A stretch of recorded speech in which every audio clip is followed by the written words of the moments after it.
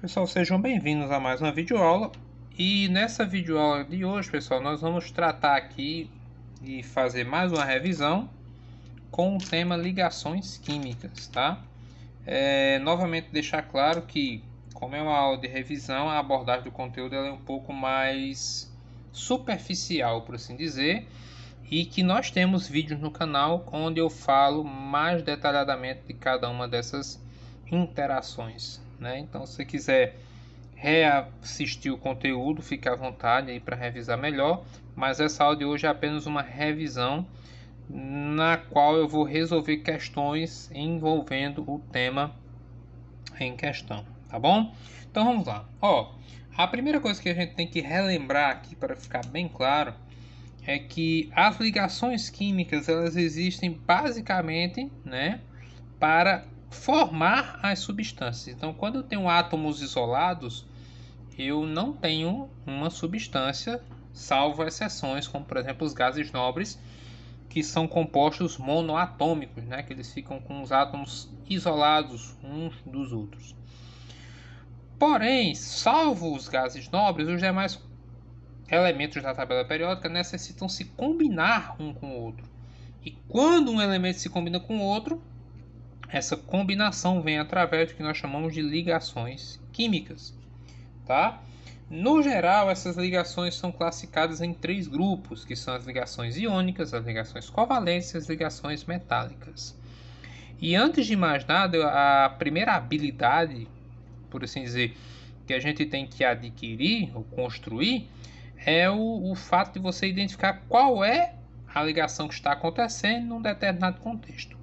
E assim, a melhor maneira ou a forma mais prática de você identificar é olhar a composição da substância ou, em outras palavras, qual foi a combinação que foi feita. Porque nós temos aqui um certo padrão para cada ligação, né? Só para relembrar. Então, no caso da ligação iônica, o que é que vai acontecer?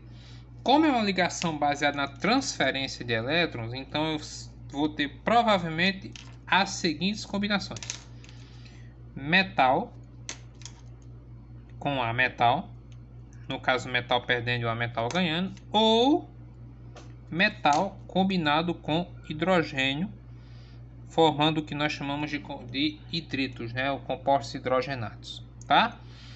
Essa seria a ligação iônica.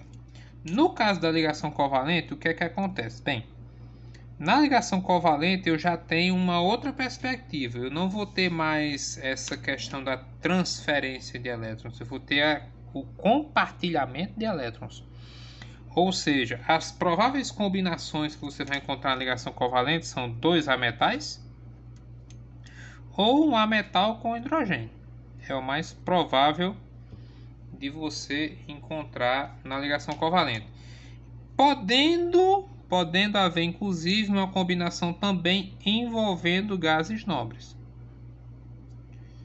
Certo? Apesar de eu ter comentado há poucos instantes que os gases nobres, né, têm preferência de ser compostos monoatômicos, mas eles podem fazer ligação covalente também, uma ligação chamada covalente dativa, né? E por último, e não menos importante, nós temos a ligação metálica, que, como o próprio nome já diz, no geral é a combinação entre dois metais, certo? É onde acontece ali a formação das ligas metálicas e por aí vai, tá? Muito bem. Então, levando em consideração isso daqui, você tendo em mãos uma tabela periódica, identificar a ligação química não é uma tarefa definitivamente difícil de fazer, né? E aí é exatamente o que essa nossa primeira questão pede. Ela diz assim, ó, o cloreto de sódio, o NaCl, e o pentano, C5H12, e o álcool comum, CH3CH2OH, têm suas estruturas constituídas respectivamente por ligações. Pessoal, então aqui é simples e direto. Você pega o composto, pega a tabela periódica, olha o tipo de combinação e responde. No caso aqui, vamos começar. O sódio, o Na, metal. O Cl, A metal. Ligação iônica, beleza? Carbono, A metal. O hidrogênio não pode ser chamado de ametal, apesar de se comportar como um. Ele é o H mesmo. Então, ametal com hidrogênio de ligação covalente. E aqui para o final tem um caso interessante. Nós temos o carbono, que é ametal, com o hidrogênio, que é o hidrogênio, né, como a gente acabou de mencionar, e o oxigênio, que é ametal. Então perceba que qualquer combinação que eu fizer aqui, seja do C com H, ou do C com C, ou do C com O, e assim sucessivamente, todas vão dar ligação covalente. Porém, eu quero deixar claro aqui que é possível, ou não é proibido, por assim dizer, né? Pode acontecer que no mesmo composto você encontre os dois tipos de ligação. Não tem limitação nenhuma para isso, tá? No caso aqui não aconteceu. Aqui eu tenho iônica, aqui covalente e aqui covalente. Mas eu posso ter um composto misto. Parte ligação covalente, parte ligação iônica, sem problema nenhum. Mas voltando aqui para a nossa questão, então a nossa alternativa correta é a letra A. Nós temos ligações iônicas, covalentes e covalentes. Beleza? Vamos para a próxima questão.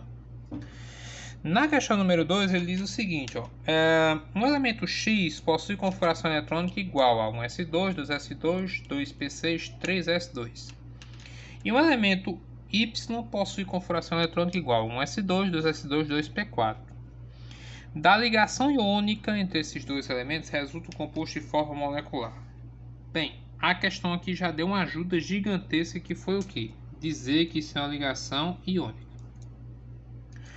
No caso aqui da questão número 2, nós temos duas distribuições eletrônicas, a partir das quais nós vamos construir o composto até chegar na sua fórmula molecular, tá?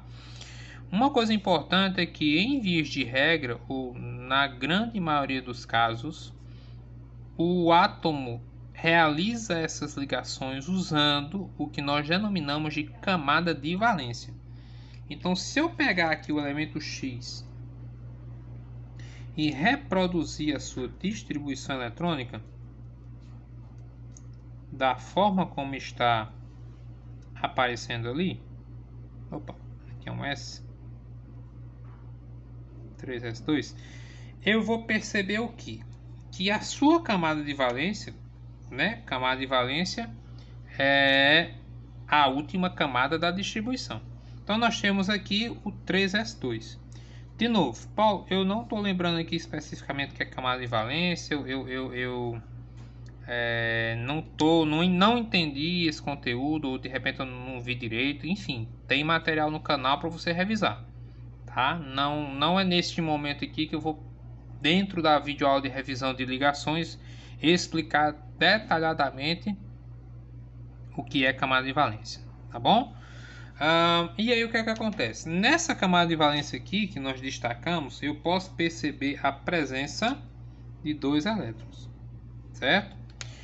O outro elemento é o Y, que tem na sua distribuição eletrônica 1s2, 2s2, 2p4.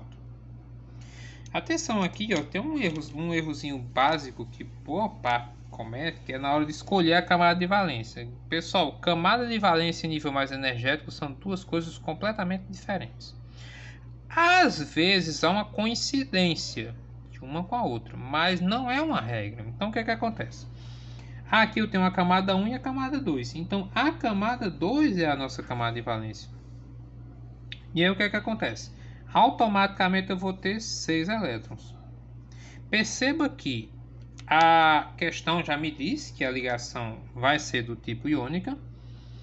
Então, nós vamos deduzir que o elemento X tem 2 elétrons apenas, o elemento Y tem 6. Como esse cara aqui tem menos elétrons, só tem 2 no caso, ele vai ser considerado metal. Tem até uma regra que você pode adotar com uma certa segurança, que é a seguinte: elementos que têm até 3 elétrons na camada de valência provavelmente é um metal. É 100% segura? Não, não é, mas dá para quebrar um galho. A mesma coisa acontece com elementos que tenham mais de 3 elétrons. Quem tem mais de 3 elétrons geralmente é um não metal. Então, como é que a gente vai construir isso?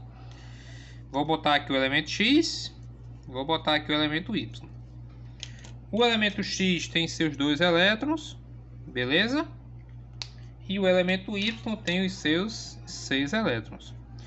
Qual é a necessidade, vamos assim dizer, de cada um?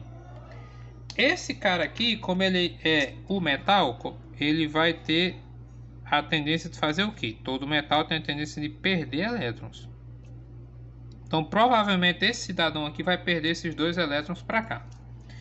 Do outro lado, eu tenho o oposto. Eu tenho o A metal. Ou não metal, como você preferir chamar. E a tendência dele é de ganhar elétrons. Então, pessoal, o que vai acontecer? Simples assim. Esse cara quer perder 2.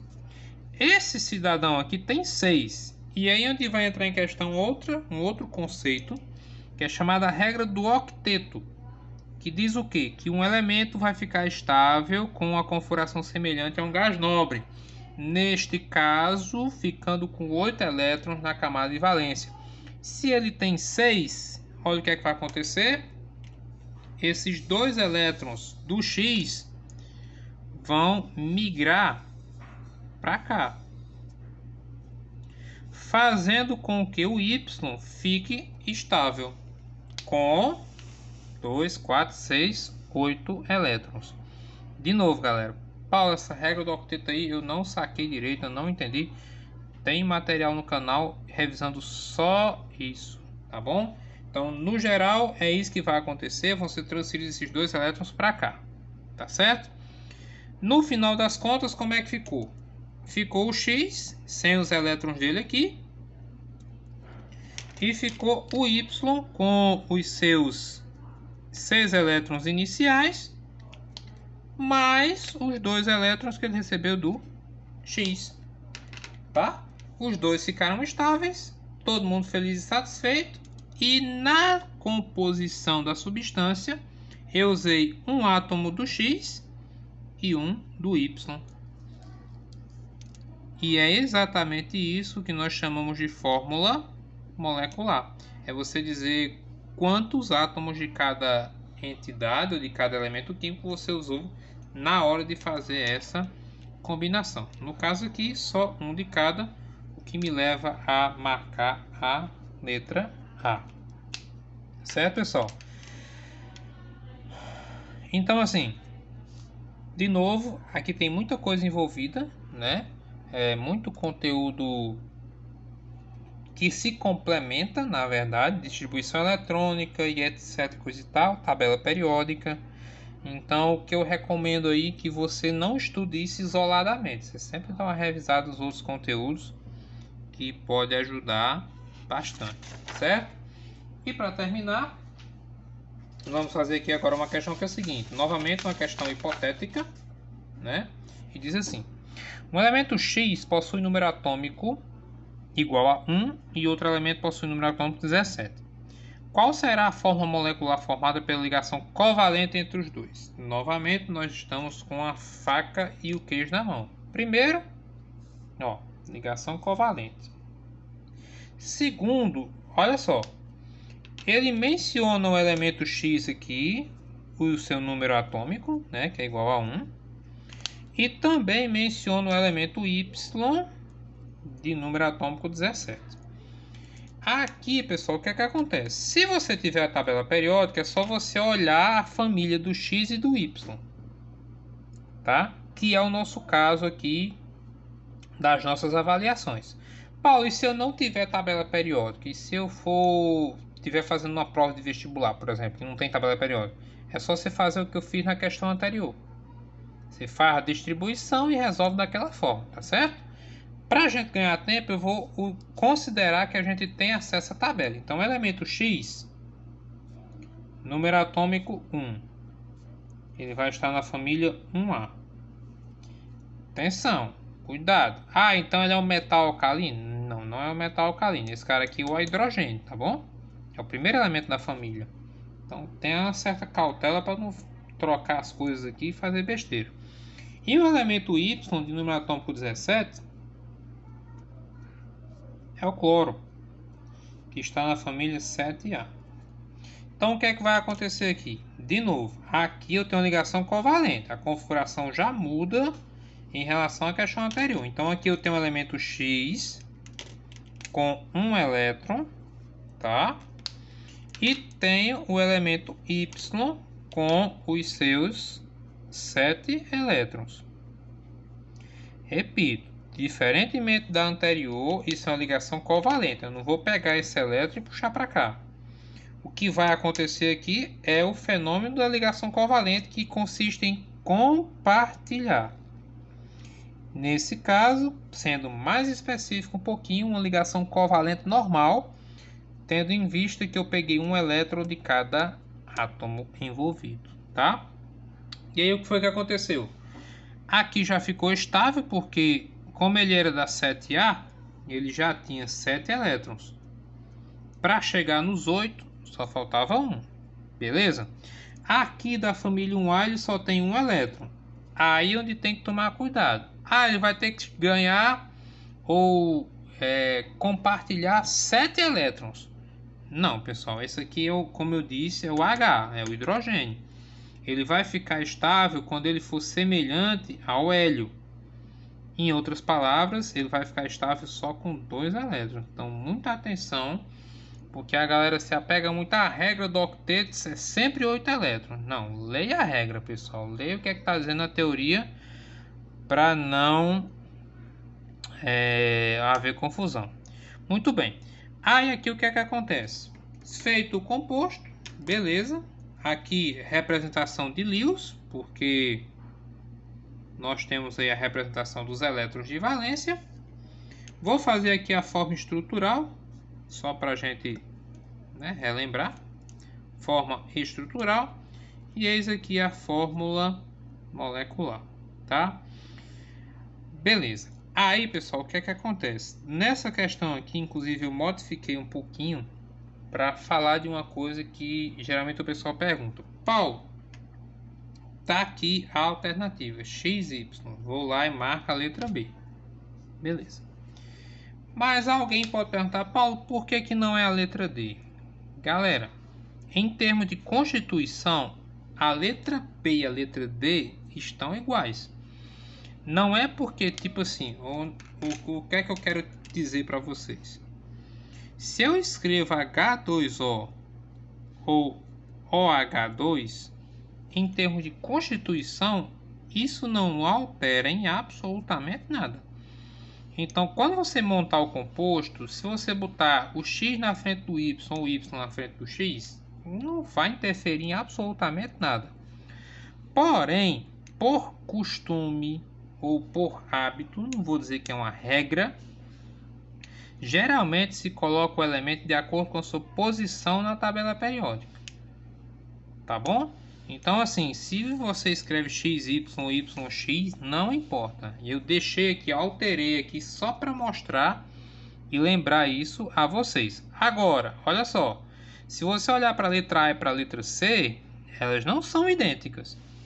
Paulo, trocou só o número. Mas quando eu troco o número, pessoal, eu estou mexendo nas quantidades. Então, entenda que o que eu acabei de falar em relação à posição das letras XY, YX é exatamente a mesma coisa, tá bom?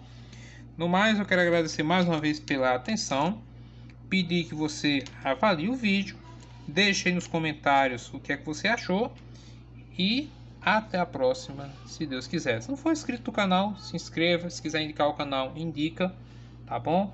Para a gente poder continuar distribuindo conhecimento. Até a próxima, se Deus quiser.